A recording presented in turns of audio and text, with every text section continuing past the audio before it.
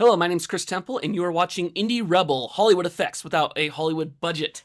Today, we are going to do a little bit of a deep dive into projection mapping inside of the 3D page or compositing environment inside of Fusion.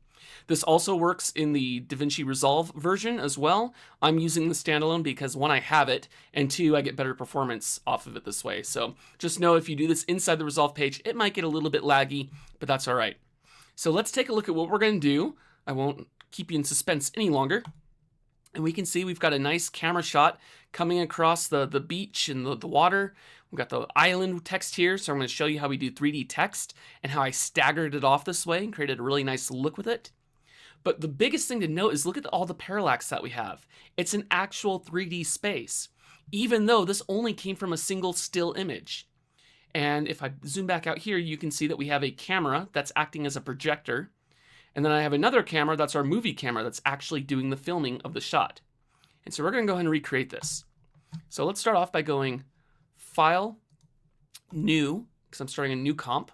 And this is what's nice about Fusion Standalone is I can actually bounce between things here, which is super handy. So if I need to reference anything I've done down here in my node graph, because this is what we're going to build, I'll be able to do that. So that's cool. So the first thing I want to do is I want to bring in my still image. Now, if you're in Resolve, you're going to do this with a media in node. Fusion Standalone, we use a loader. And I'm going to bring in this one called Pretty, because it's a pretty little sunset. And I'm going to throw it up into Viewer 1, and then I'm going to fit it to fill the frame. Cool. So this is what we're starting with. It really is just a JPEG image. Okay, it's high res. We can see that this is almost a 4K image wide. So that's super helpful. And let's start building this out. First thing I want to do is I want to bring in some geometry. And what I really liked about this image and why I chose this one is because it's relatively flat. I've got this nice flat horizon coming through the middle of the frame. And what that means is that I can actually get away with only two pieces of geometry for this. So let's add in our image planes. And if we look here in our toolbar, we have a 3D section. I know we haven't really talked about these before, but let's go ahead and bring in an image plane. So this one we will hit F2. That allows us to rename it, and we're going to call this one background. So this will be the mountains and the sky together. And I'm going to bring in another image plane 3D, and we're going to call this one the ground. Okay, so now background and ground. And sure enough, if I pop them up into my viewer, I can see that, yes, we do in fact have an image plane here inside a 3D space. That's easy. It's easy to get started. Now, the way I'm moving around in 3D space, for those that haven't messed with a 3D page before, I use my middle mouse button. If I click and drag that, okay, that lets me pan around the scene. And if I press and hold Alt and then use my middle mouse button, that lets me orbit. Okay, so that's how I can move around. I can also move my objects around independently as well. Like that. I can rotate them around, do all sorts of crazy stuff. We can scale them. Woo! All sorts of fun. Go and reset that there. So now I've got two image planes. I've got my background and I've got my regular ground. What I need to do now is combine these together so they can exist in the same 3D space. And we're going to do that with a merge 3D node. And that is this one right here. It's number 4 in from the side. And we can see that now we have a merge 3D. And I'm just going to plug the outputs of both my image planes into the merge 3D. And now if I view this, I'm going to throw this up here into viewer 2 by pressing 2 on the keyboard. Okay, I actually have both of them here. Now they're occupying the same space, so let's make this a little easier for us to figure this out. What I'm going to do is I'm going to take my ground, double click it, and I'm going to come over to its transform options. And this allows me to control the positioning. Okay, now you can see that we do have 2. I can also rotate it.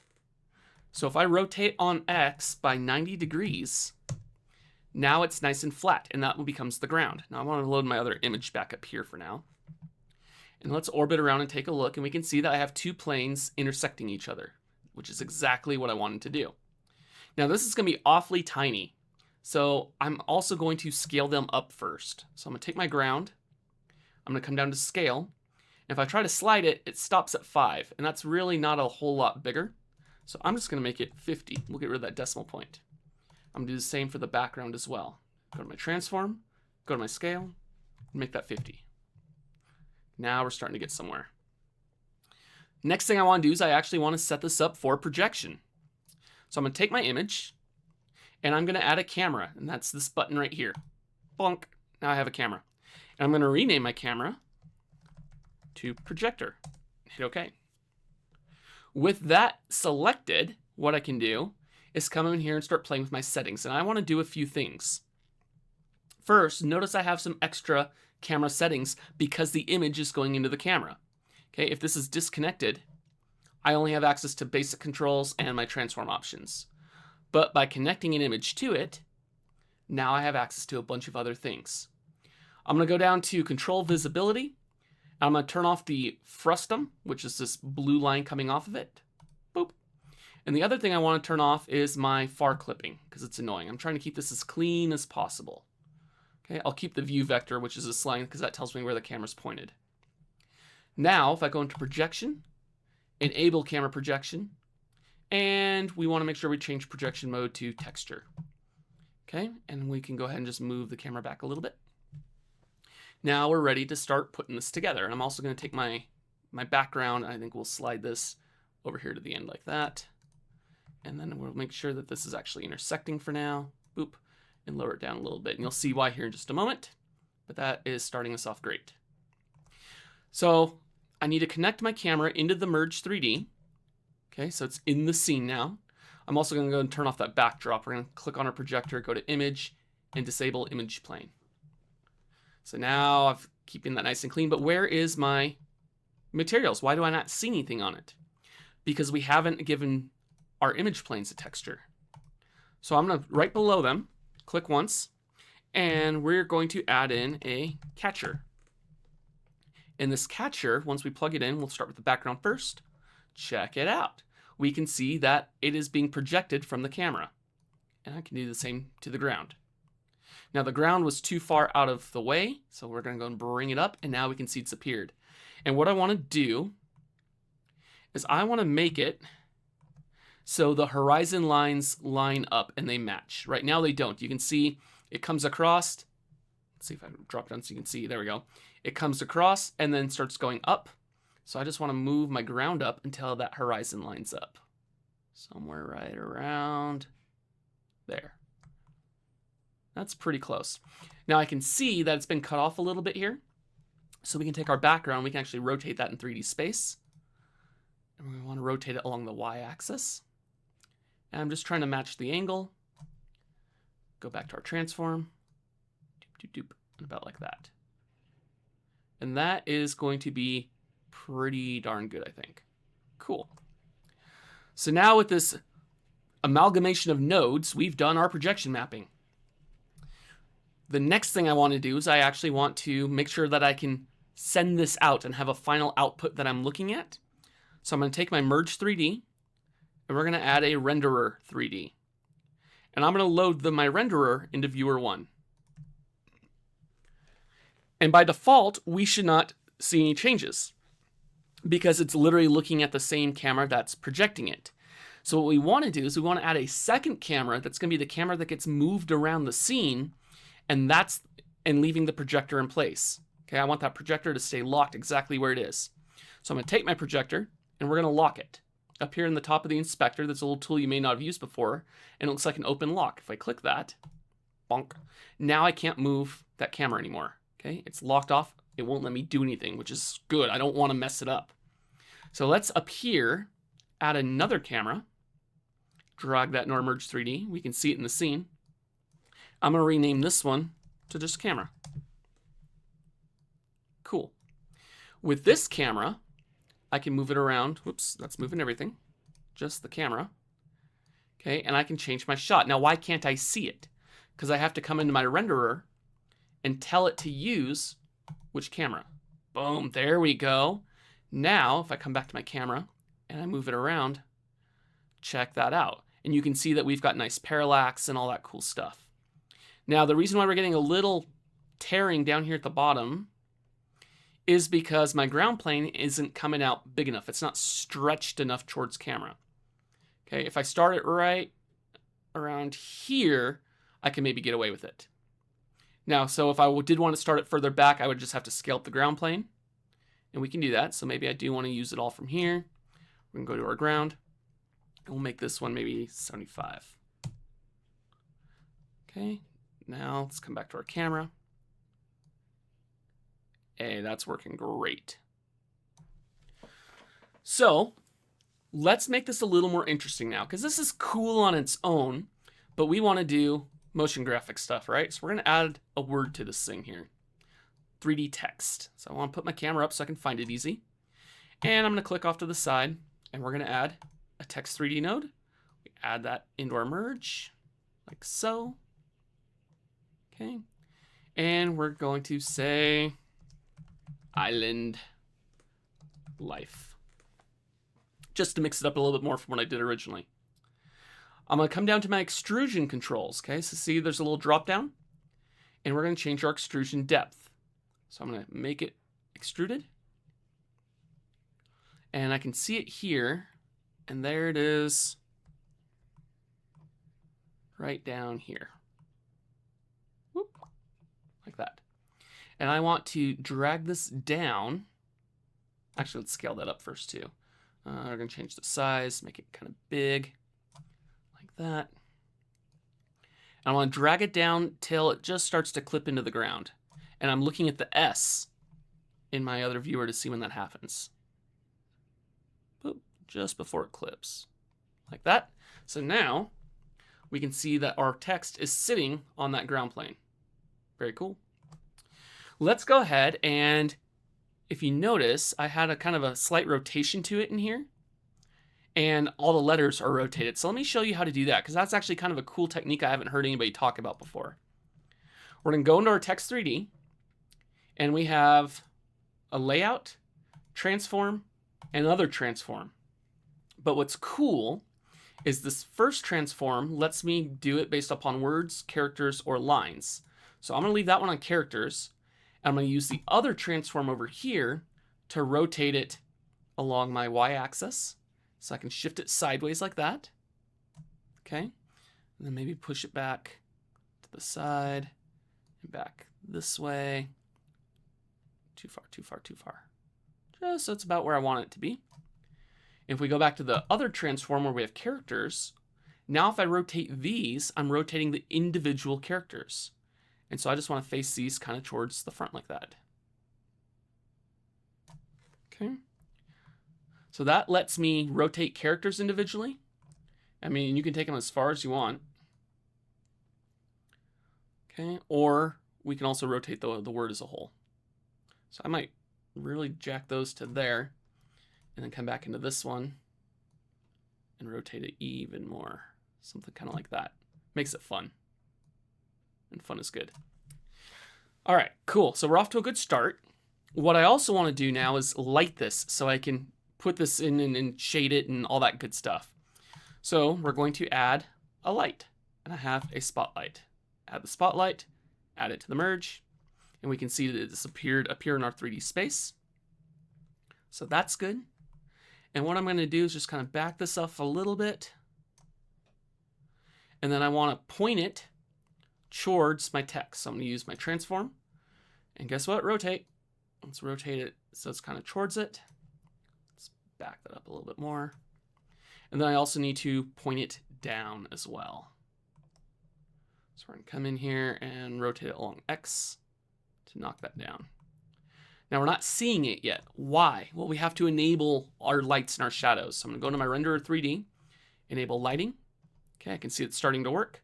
And I'll enable shadows as well, so the text will cast shadows onto itself. Go back to our spotlight, go to its controls. We can change our cone angle, which makes it a little bit bigger. Okay, I might also want to come back in and rotate this a little bit more. And I think I need to actually take my text and bring it back a little bit. So let's go here. There we go. So maybe that was a bit too extreme. Go to these transforms, the characters, kind of shift those back. Just a little like that. All right, we're off to a good start. There's more we're going to do, but let's get some animation going so we can start seeing how this is going to look. I want to make this about 100 frames long, and the way you change the length of your comp is with these two numbers over here. This is actually how long the comp is. Okay, we can see a light area and a dark area. And this one changes how far you see across your timeline here in the middle. So I'm going to go to frame 1. I'm going to take my moving camera, right, the one I want to be able to animate, and we're going to go to its transform options. I want to animate the translate group and set a key on the translate group. And we're going to do the same thing down here on rotation. Animate rotate group and set key on rotate group. And I do that just by right-clicking over here. And the reason why I'm doing that is because it's faster than hitting these knobs individually. So this looks like a pretty good start frame. We're now going to go to the end, and we're going to move our camera forward. If I can grab the right one. Let's see here. Maybe we'll just start moving it manually here first. So I want to bring it over to about here. And then perhaps I want to kind of pull it off this way a little. And then we'll rotate it back towards the text. Oop, too far. So that means I should probably also move my text as well. Grab our text.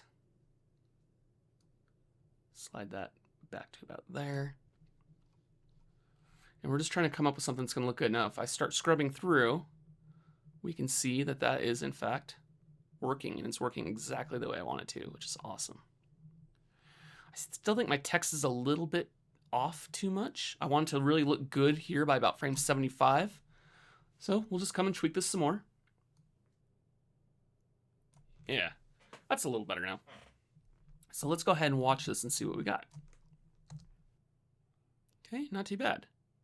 And you can see that beautiful parallax we've got now with the camera. The camera comes right over it and works out great. Other thing I might do is you can see as we start to come in, I'm starting to see a little bit of my transparency over here on the edge. So we're just going to take that camera and just ever so slightly move it over so it's gone. And then we'll put a new keyframe in there. Select the camera, and it looks like it's been added. Nice. Although we get to the end and we can't really see what we're looking at. So maybe on this end frame, we back it up a little bit so it doesn't come forward as much. All right, that looks good. I like that. I'm going to take my renderer 3D. Right now it's using the software renderer, and I'm going to change that to my hardware renderer, and that's going to really just speed this up. Watch how quick this goes now. Bonk. I'm getting real-time playback right out of the gate, and I like that. All right, go back to our text and go to shading. From here, I'm going to uncheck use one material. And what this will let me do is have a bevel material and a text material. My text material, I'm going to change to image.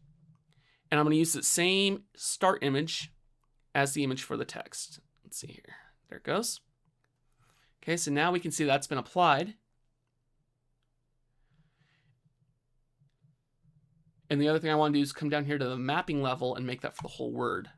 So that just gets applied out quite nice. I might try to dim my specular intensity a little bit here. Something a little more like that. And then I'm also going to change my text color to like a nice green or yellow. Kind of like the yellow. I think that looks nice with the sunset that we've got. So that's starting to look good. Now the other thing I want to do is come down to my bevel material, and we can make this like a nice island blue or something like that. And we can see in here that that actually made my edges blue. Zoom in a little bit here. Let's take a look at the bevel options here. We want to bevel that out just a little bit. Soften the edge.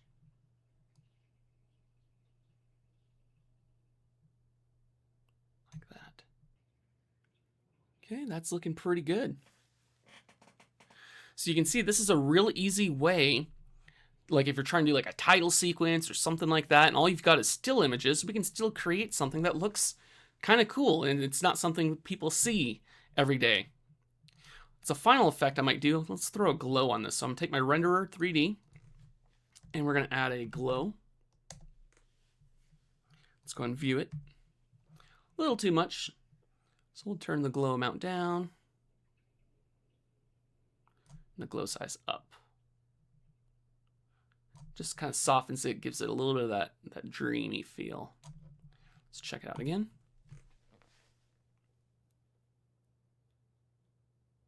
Nice. Now, because I've got my bevel applied, let's actually take our text and we'll raise it up just a little bit. Right about there. And that's looking pretty good. All right, that is just a quick little look at this here and how we can create some really cool 3D effects. Let that keep playing there as we close this out. And you can see there's not a lot of nodes involved with it.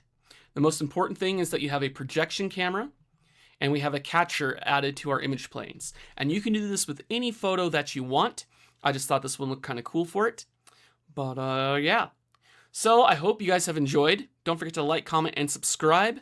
Do let me know in the comment section below what you thought of this and if there's anything else you would like to see next. Thanks for watching. My name's Chris Temple, and you've been watching Indie Rebel, Hollywood Effects without the Hollywood budget.